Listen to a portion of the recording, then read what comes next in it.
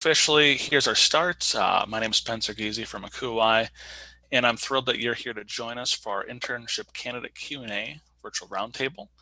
This session is being recorded, so if you're here live, outstanding, and if you're watching this recording, we're glad we're here to help you out. And if you're watching this as a recording, just know that there's purple chat boxes throughout our housing internship program web pages. Click in that chat box in the lower right hand corner, ask us a question at any time, and we will get back to you. Joining me on our call today is Mary Catherine Woodson. Mary Catherine, I'll throw it over to you for a little intro. Hi, my name is Mary Catherine Woodson. I'm an assistant director at oh my gosh, I can't speak. Rochester, there it is, Institute of Technology in Rochester, New York. I sit on the housing internship program as the candidate communications chair. I work very closely with Spencer, and we are so happy to be here today with you. And again, I'm Spencer Giese from ACUHO-I. I'm a research educational specialist there. Outside of running some conferences and overseeing our virtual roundtables, I also am the director of our housing internship program. So thank you for being a part of it this year or being interested in being a part of it this year. We're thrilled to have you. I think this is year 5 of being a part of the program. And we've certainly seen it grow quite a bit these last 5 years. So thrilled you're joining us. And it is our hope that you can have an outstanding experience in the 2021 housing internship program cycle. So let's talk about the overview of today's session, what we're trying to go for here. We're going to briefly talk about our schedule, the entire schedule of the internship program from now until completion. We're going to take some time to answer your questions. We've got some topics we'll go through, and then certainly at any point in the chat, or if you just want to raise your hand or just talk with us about a question you have, we're happy to answer those. We'll also have an open forum time at the end. But certainly if something comes up or you would like further clarification, this is a very open dialogue session. So please don't feel bashful in terms of, unmuting and saying, hey, this is blank from blank, and I would like to ask this question. We're here to help you out. Great. I am going to pass it over to Mary Catherine to walk you through the overview of the timeline of the entire program. So let's go over the timeline for the housing internship program. So the first chunk of time has actually passed. And so on November 30th, that is when our program opened. Candidates could fill out their profile, and then host sites can start to post their positions. That period from November 30th through January 5th was the time really for folks to start to review everything. And so starting last Tuesday, I think it was last Tuesday, candidates were able to review the positions and start to apply. So it was really exciting for us I think on day 1, we saw about like 85 applications already started. And we were really excited about that. Some things to remember that is going to be really important in the theme throughout our timeline is when candidates and hosts are allowed to communicate with each other. And spoiler alert, it is not right now. Candidates nor host sites should be communicating with each other. It is really important that we are maintaining a fair process for everyone. And so if at any point a host site is contacting you outside the approved time outside the approved time, then please get in contact with myself or get in contact with Spencer so that we can go ahead and communicate with that host site so they can cease and desist until it's time. What's really exciting between January 5th and February 8th is that we're on a rolling basis. And so we can get new candidates at any time. We can also get new host sites at any time. And so it's going to be really important that as a candidate, you're continuing to go back and check the site to see who maybe just added a position. So I think yesterday, remind me, Spencer, I think yesterday we just got like 20 new positions overnight. Yes. Between yesterday and today, we've had 20 additional positions posted on the site. So Yeah. thank you, hosts, and again, we know it's the beginning of the spring semester for a number of institutions, and this is their timeline in the process. Now they've got time set aside, or they've had a budget approved, or they're able to get their position posted. If you're logged into the system and under the internships tab, you click on Browse Internships, you have a sort by function in the top right corner where you can sort by organization, date posted, or last edited. So I highly encourage you all to use that date posted and last edited functions to see if, oh, something's changed in a position, or, oh, it's a new posting that just came up. Great way to stay on top of what you may have seen or may have not seen yet. And keep in mind that with where the world is at with COVID right now, a lot of things are going to be pushed back for a lot of schools. I have a lot of colleagues whose first day of classes is not until February 1st. And so what that means for their staff is that they're bringing their staff back later. And so it's not necessarily that there are host sites who are behind the ball, it's just host sites are not back in session yet. And so we really want to encourage you to continue to be looking at the site, to see who may have just added a new position or added more positions as well. And so then application review opens. And so this is going to be our chunk of time starting February 8th. For about a week, we are going to allow the host sites to go ahead and review all of the applications that they have received.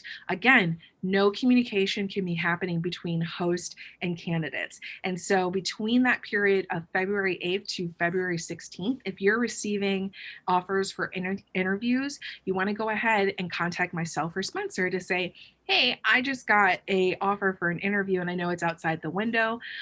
Here is the host school that did it, and we'll take care of everything from there. Again, And I promise you, we are communicating this to hosts as well. So while we mention it to you all, they know better. They know. So it shouldn't be an issue. Typically each year, maybe there's one or two instances where that happens. Maybe it's a new host I school. was It's like, going to oh say shoot, I didn't know there's a it's usually timeline, and they new. get really excited about one of your candidacies, and we don't want to put you in that position. That has been the way that this program has been run. I think from its start. So way back in the day when I did this program, that was still something. And so again, as Spencer said, it's probably going to be a new school that maybe not completely aware of how things are run. So Spencer has his hand up. I do. Yeah, that's just how kind I am sometimes. I Got you. used to I used to be elementary ed, okay? Um, and then I fell in love with higher ed. Who knew? Uh, so we had a great question come through in the chat. Are hosts able to see our applications before February 8th? And as we're looking at this timeline, actually no.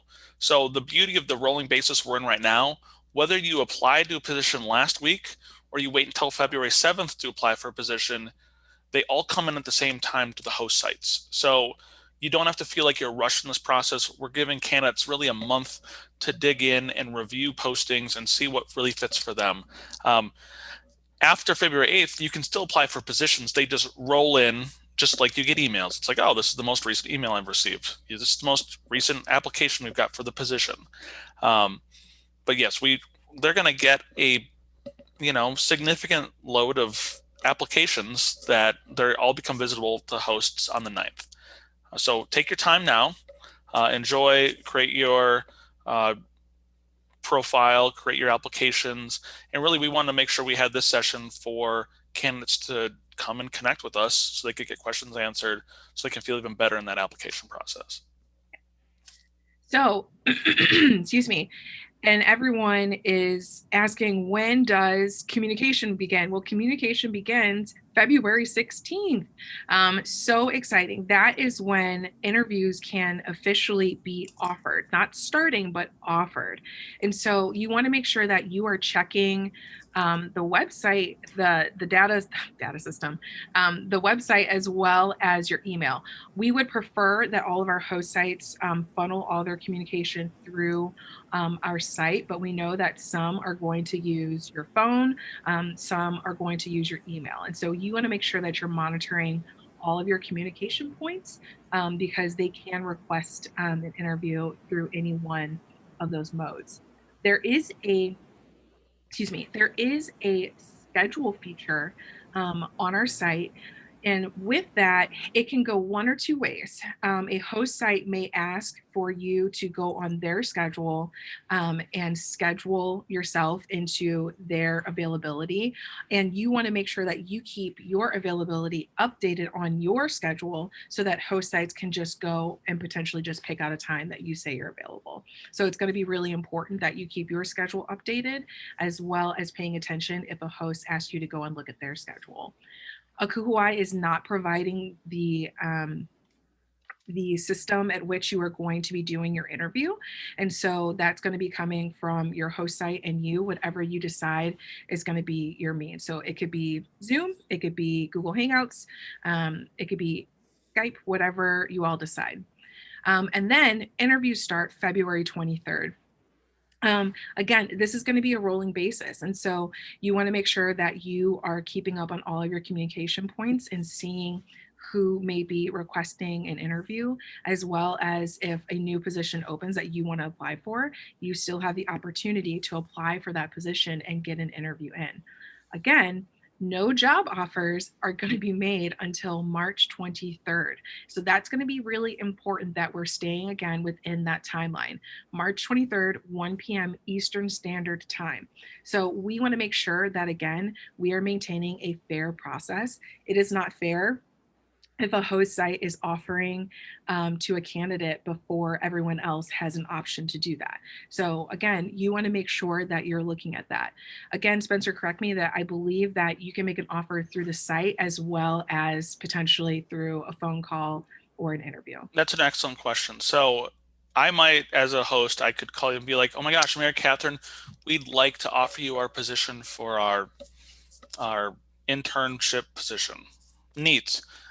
It is only an official offer when it's also made on the website. So they could offer you that on the phone, but what we're instructing hosts and what they must do, they must go onto the web page and click offer internship to Mary Catherine. And then it'll pop up on your homepage. You'll log in and be like, you have an offer, and it's up to you to accept or decline that.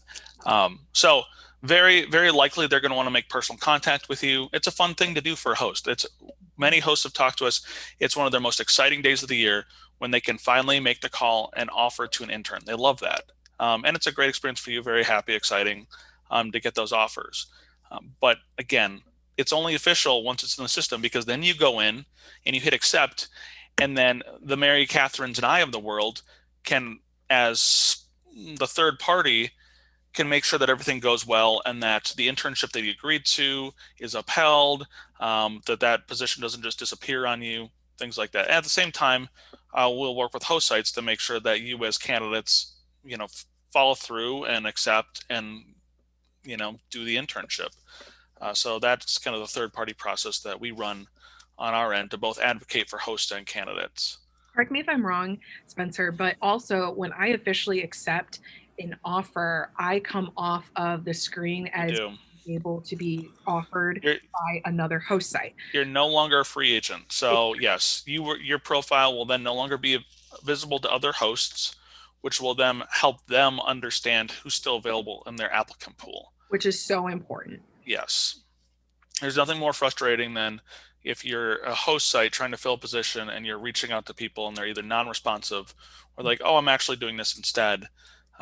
So we really encourage our candidates, and you'll see a lot of messaging from me in this process. Like, if you're pulling out, if you decide to do something different for the summer, if you've received an internship somewhere else in another program in another field, please deactivate your candidate account. Now, our host sites are also able to sort candidates by date they created, date they edited their profile last, activity, items like that. So if you've not done anything with your profile for 3 months, they'll be able to see that, and then they'll hopefully be able to make a solid decision in terms of how they want to pursue or not pursue your candidacy. So there are a lot of candidates that are trying to get a position. There are a lot of host schools that are trying to fill their positions. And so the professional courtesy that we have decided on for everybody is that you get 24 hours to consider your options. It is really important that you're staying within this timeline because after that 24 hours is up and you have not communicated with that host school, they have the right to move on with their process and not consider you any further. And so it's going to be really important that you are sticking to that timeline because host schools are also told the same thing. Candidates have 24 hours to consider a position. If they are not communicating with you after 24 hours, you can move on to whoever's next on your list.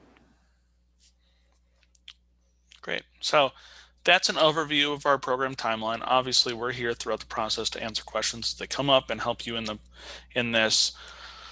And we'll answer some of your questions about potentially offers and other items as we keep going in our session. So if you are part of the program already, when you go to internship.acuho-I.org and you log in, you are in the housing internship portal. And in there, you'll see your ability to create your profile. The first thing you do when you log in, create your profile. Once you create your profile, you're able to view positions. You're able to do an advanced search where you can use the advanced search function to pick a certain criteria that you're looking for positions and see what matches that for you. Later on in the process, you'll be able to use the calendar function to set up interview availability. In this portal, you'll eventually receive offers and have to, click accept to make that an official offer. And really, you can prepare for your internship through this, through the messaging that we send out to help you all. So as we are talking so far about this, open topic to start out, navigating the entire process. Are there questions about the entire process that you may have already as we've kind of talked through this? Questions that have arisen that we can assist with? There was one question in the chat that said, based on the rules about contact, is it still okay if they have questions about the listed position that they can contact the point of contact listed for the position? Ooh, that's a great question. Not until communication opens. And that's a great question. And that's just to keep the water as clear as possible. So note that question that you might have and be ready to ask that on day one when messaging opens. Yep.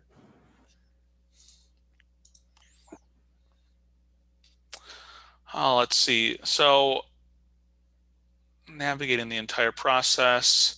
What do I do if I receive multiple offers on offer day? Well, that's a great question. And a great problem to have. It's a great problem to have, but it is a great question. Again, something we mentioned a bit ago is we really ask candidates and hosts to give candidates 24 hours to make a decision. Let's say you have 3 offers on the first day, or you have an offer, but it's not from the institution that you wanted. Maybe your dream school hasn't offered you. Well, use that time to reach out to potentially your number one and be like, hey, I've got an offer from someone else. Where do I stand in your process? What they're most likely going to tell you is that they've offered their position with their number one candidate. And if they say no, they'll pick you. Well, then you're in a pickle because it is really, and this is a great practice for being an adult. You're all adults already, but like when you're accepting that first full-time position, it's highly likely that someday in your career, you'll have 2 opportunities offered to you at once. That's full-time, and that can be a very stressful decision.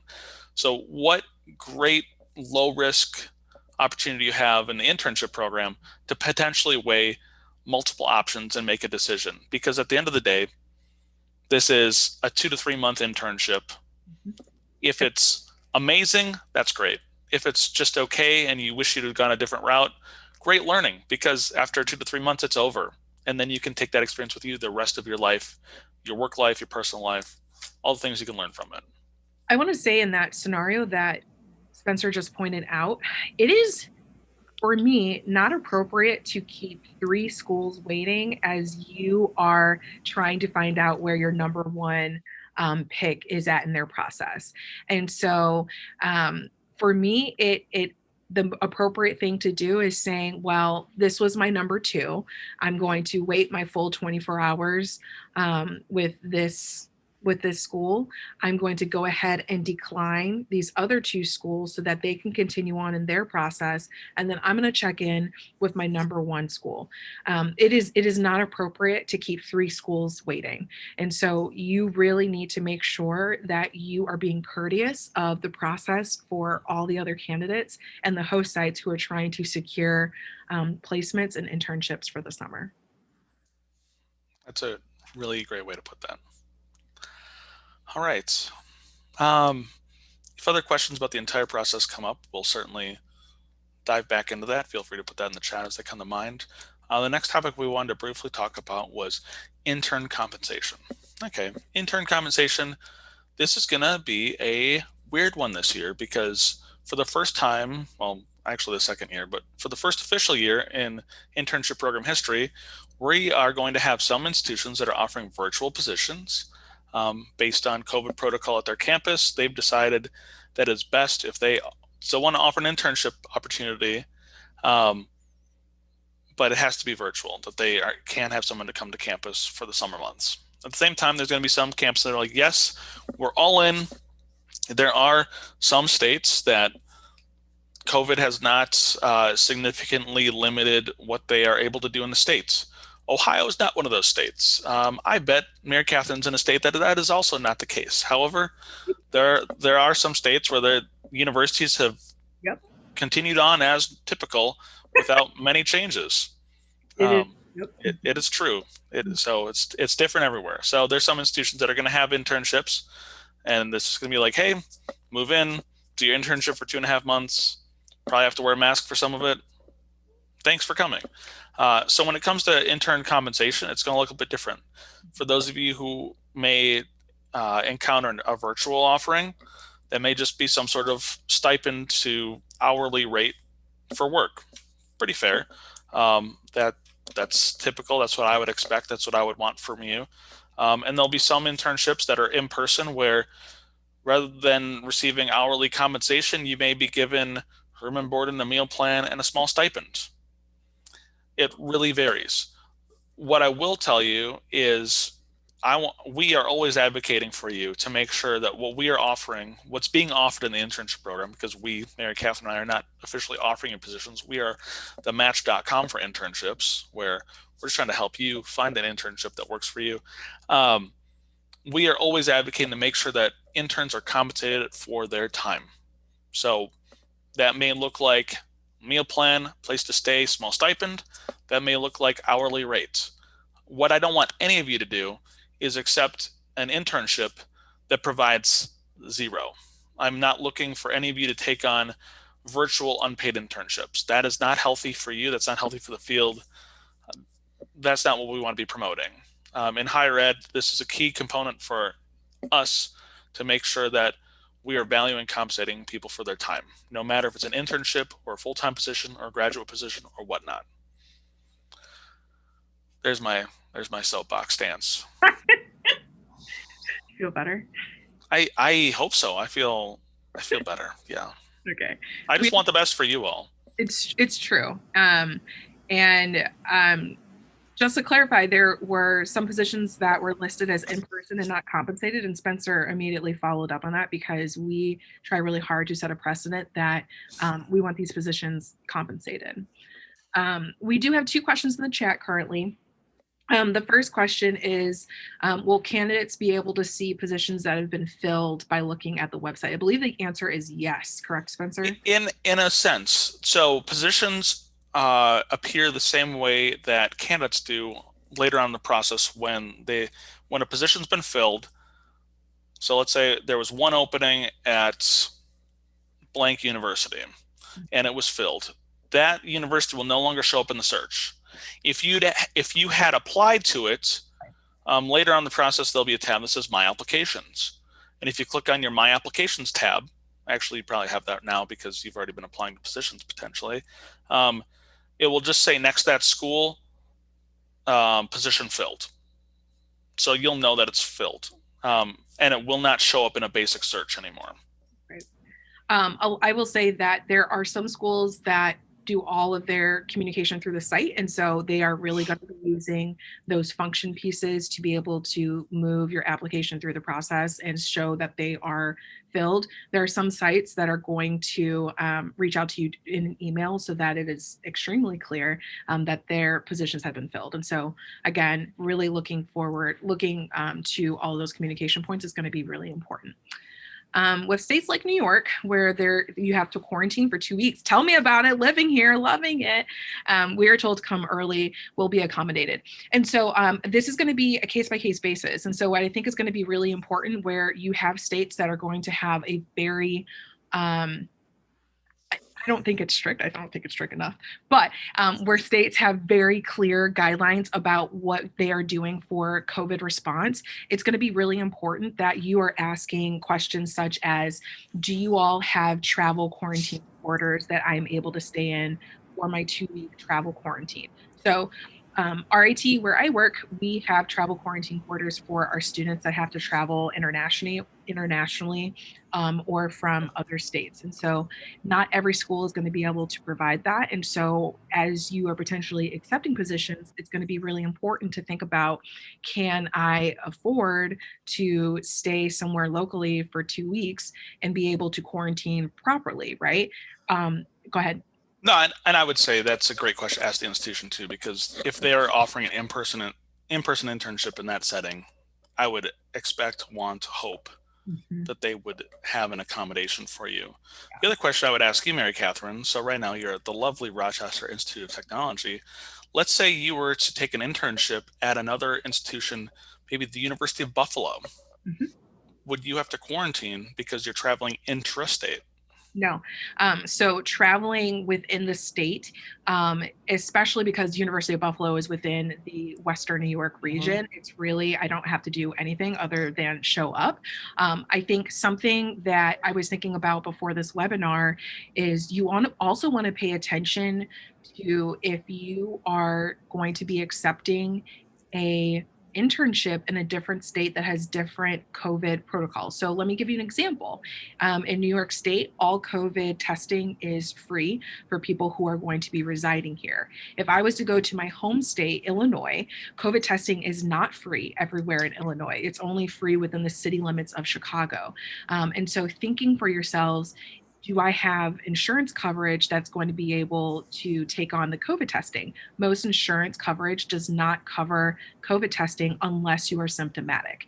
If you are not symptomatic and you want a COVID test, that usually comes out of pocket. And we know that those tests are running somewhere upwards of $200. And so, thinking about some of those really intricate pieces about, where is my insurance going to cover? How am I going to cover the costs of whatever this state is mandating for COVID is going to be really important, and definitely will be a factor as you are potentially accepting positions. Thanks, Mary Catherine. Yeah. Um, and again, we know this is a fluid situation where there may be sites that are currently saying we're going to host in person, and a month from now they're saying actually it's going to be virtual. Yep. So it's going to be a wild ride. We're going to have a great time. But at the end of the day, which is one of my favorite phrases, at the end of the day, we know that there's a number of sites that really want interns this year, whether that's virtual or that's in person. And they've been a part of our internship program for years and years because they see the value that not only an intern brings to their department and their campus, but also what they can provide those interns as experiences moving forward and working in the field of higher ed as a career. So it's a win-win.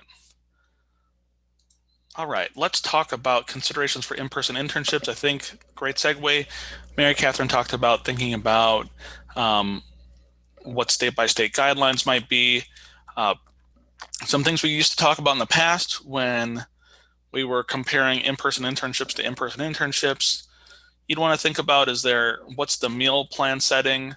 Obviously, meal plans look a lot different on college campuses now. I mean, there's a number of schools where everything is just grab and go or get delivered to your room, and then there's some that are going to be dining halls that are just wide open. So, if there's a meal plan involved in your position, I would really drill down and ask questions like, what is food like on your campus? Great question. Great question to ask. If you, in years past, there were times where we would have internship cohorts where maybe an institution has 6 interns and they'd put them all in a really nice suite on their campus where they'd all have a bedroom, but then a joint space. I can't imagine that's happening anymore. I bet everyone's going to have a single room to themselves because the last thing we want to do is put the entire internship cohort in an apartment together. Could be wrong. That's me speculating. So just like, what is the setting like that I'd be staying in? What are meals like if that's part of your compensation? Um, Questions to ask. You would be a university employee whether you're working on campus at an institution or virtually. So what are some of those campus employee benefits? As Mary Kellen was talking about when it comes to like COVID testing and COVID testing expenses, there's some campuses that if you're an employee, you're getting a free test. Yep. Yep. Absolutely. So really just ask questions. This will be the year where I don't think there's any bad questions to ask, and a campus has got to understand that those are coming if someone is about to make a decision to come visit and work in person for a few months. Yeah. And also, consider, I think Spencer just said it, but I'm going to reiterate it. Consider that what the color, as we use CDC language, the color of a campus area could be different by the time we are going to our internships over the summer. And so thinking about, a campus may be currently in green, and by the time you are going to their campus, they're still accepting you in person, but now they're orange and headed to red. And so really thinking about asking what do those transitions of colors for our campuses look like? How is that going to impact your position? And what is their preparation for that? Do they have a prepared plan? If you have to, I would put, my business card down that someone is going to end up in a internship that is in person, and they are going to be in person but working remotely for this internship. I would put my business card down on it. And so what would that look like for you to be on a different campus for the summer, not working in an office setting but working remotely? What does that look like for you? What is their prepared plan for that? Really, get creative in thinking about what really could impact this experience for you, and making sure that you're going to be supported the way that you want to be supported. When it comes to questions, I would say this. Every question you ask, it's my hope that the host has thought of it and has an answer for you. And if they haven't thought of it yet and you ask it, darn, that looks good for you. So, win-win. New topic for this year: considerations for virtual internships. There are right now about 10% of our postings are dedicated to being virtual. And then we also have a number of internships that have listed, hey, we don't know if we'll be in person or virtual. And then we have 80 to 85% of our positions posted currently are in person. Obviously, like we've talked about, that can be fluid, that can be changing. But certainly there's going to be some virtual internships this year. And I would even go so far to say as those institutions that have already said that they're going virtual, those may be the ones we can rely on the most that they're going to happen. Because no matter what changes, there's hopefully going to still be that virtual position they've thought about and created. So just thinking about time frame, time zones where you'll be residing over those months compared to where their campus is. Mm-hmm. Are you on the same time zone? Are you on a different time zone? And then is there a traditional work day that they want you to be working? And does that line up with your life schedule, work schedule? We know that there's going to be some internship candidates that are going to pursue a virtual offering and then have another summer job, because why not? That makes sense. Totally get it. So just being mindful of how all those timelines can work out in your favor. Yeah. And again, I want you to be compensated for your time. So if you're a virtual internship, there's going to be an hourly, agreement, whether you working hours per week, what is the compensation for that? That should be in their position description. There should be no surprises there. And again, we are 9 months into a pandemic. At this point, many, if not all departments have figured out how to work with employees who are virtual. They really have. And so, making sure that, again, I'm all about preparedness. What is the prepared plan for your onboarding virtually? What does training look like? Who is your direct supervisor that's going to be making regular contact with you? Just because you are not virtual and in person does not mean that you shouldn't be getting a robust experience. And so, really make sure that you are getting a good sense of what their expectations are for a day-to-day basis for you, and that that is something that is going to match what you are hoping to get from your remote experience. Mhm. And looking at the positions we have and knowing kind of our success and placement rates from past years, I truly believe that we will have the postings and the positions available to have most candidates have the ability to be hosted Mhm. by a campus, whether that be virtually or in person. Uh, the key component will be fit and what you as interns are looking at and what's a satisfactory placement for you all. So really it's that matchmaking piece. The positions are out there. It's just about, is that the right fit for you? Is that what you're looking for the summer? That answer may be yes, that answer may be no. But the opportunities are certainly going to be there.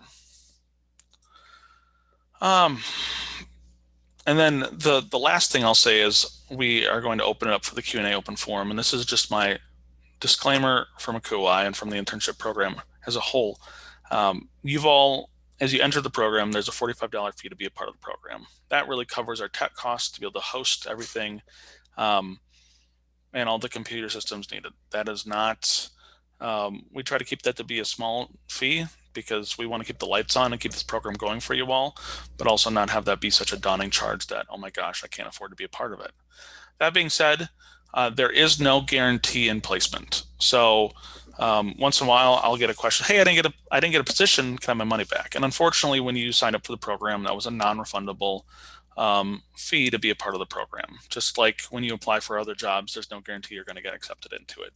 Um, I feel confident in your abilities to interview and have opportunities for internships through this process. If I didn't feel confident in it, I wouldn't be promoting it to you all like we are. Um, but just know that. And the same goes for um, these internship host sites. Everyone who's joining the program this year, we all, the campuses, you all, we all know we're in a COVID environment, that there's a pandemic going on. And right now, it's my belief of an institution is posting a position at this time, they're confident in their ability to host a position. And I'm going to be making sure I reiterate that with our hosts as we move forward in the process. Um, there always is the time here and there where a host needs to back out and cancel position. That happens. That happens in real life. I know real life colleagues that have been offered a position and then the position was eliminated by the school, even though they're like, shoot, but I accepted it. There's some things that happen. So there will be some things that are potentially out of ACUHO-I's control in this process, being in a pandemic, and we have no control over the budgets of departments that are in this process. But I would also say that the campuses that are involved in this and that are posting positions have the confidence that they're posting those positions with the intention of filling them with interns for the summer. Great. There's my disclaimer. All right, we got another question. How flexible are the start and more specifically the end dates? My institution and institutions around me usually start training for grad students in mid-July, followed by RA training. Has this been a conflict in the past? And so dates are going to be something that you discuss with your sites. I feel that my past experience, sites are very, very clear and direct when they say that dates are non-negotiable. They're usually pretty upfront right away about if the date is non-negotiable or not. Once you are in the contact period, that is something that you can discuss with folks. I it is my belief that these sites understand that not everything is going to be perfect, and that they have to give some leeway here or there with the dates that they put out. But again, there are some sites that say very specifically, no, these dates are not negotiable, and then from there you should excuse yourself from their process and continue moving on. It is not appropriate for you to try to negotiate with a school that said very clearly, this is what we need. And you're like, but what if we can do this? But I would say that most schools um, are pretty willing to work with students, are pretty willing to work with candidates. But yeah, Spencer. And I would say that the host institutions in our pool if they're pursuing you as a grad student, and many of our positions say grad student preferred, they understand that grad student training is a thing. Yeah. That's typically in mid July. That July 15th date is pretty common, and typically a position that wants someone to stay until the beginning of August or mid August, they're looking for either an undergraduate student, or they're looking for students that are in programs that are run by quarters as opposed to semesters. Typically, your quarter schools will begin their first quarter in mid-September, which will allow for a longer stay date. The other component this year that'll be interesting are virtual settings. Yep. Um, yeah, I mean, if they want the virtual position to go until the end of July, and if it's freelance work, if you're picking your times during the week to do that work in July, you might be able to pull it off. And if not, you may need to say, July 15th is when I need to be done because that's when grad training starts for me. So you'll want to talk with your department Yep. and be able to look ahead and what does that calendar look like for you going into year 2 of a grad assistantship if you're in that graduate area. And if you are currently an undergraduate student that's pursuing graduate programs, hey, rooting for you. And if you get in, and I'll tell you what, I bet they're going to want you to move in and be a part of that grad program around mid-July. So you'll want to be in communication with that program to find out. What's really nice this year, and for those of you who are new to the internship program, we have pushed our timelines out quite a bit later than years past to both help with schools and candidates being able to make better decisions amidst the pandemic. And it's really going to pay off for folks that will know a lot more of what their future timeline looks like than they may have in a year previously. Offer day would have been around February 16th. Well, you're going to know a lot more about your future timeline in life in mid to late March than you will in mid-February. I'm also not trying to put ideas in people's heads, but like, if there is a site that's willing to work with you, could you do the majority of your in-person internship, and then can you transition to remote if you need to be called back to your campus? And so really thinking about, the benefits of a virtual world and how you can commit to the end of your internship's timeline if they're willing to work with you. So like I said, not trying to put ideas out there, but something, to just talk about. Great point. So as we begin to wrap up, and certainly if other questions come in, we'll answer them. I can tell you that we're recording this session. We're going to post this on our internship page on the ACUHO-I side. So certainly if you have friends and colleagues in your cohorts that are also thinking about their internship program or are part of that, please feel free to connect them with that link as you see that posted. Send them our way. We'd really greatly appreciate that. Information sharing in this program is vital to you all having great success, especially if you're navigating it for the first time. You will, as we talked about earlier in the session, every one of our ACUHO-I internship web pages, there's a purple chat box in the lower right-hand corner. If you click on that instead of chat, it comes directly to me. So you could click on that right now, whether you're watching this recording or you're live in person, and all of a sudden my computer would just have comments coming all over the place saying, hey, this person's reaching out from the internship program. So feel free, if you have questions at any time in the process, find that purple chat box, say hello, whether you just want some friendly help or some words of advice, or you just want to say hello because we don't get to talk to people that much anymore. I'll take it. So Mary Catherine, any parting wisdom, things you'd like to share with our group, even if it's just musical taste, whatever you want to share?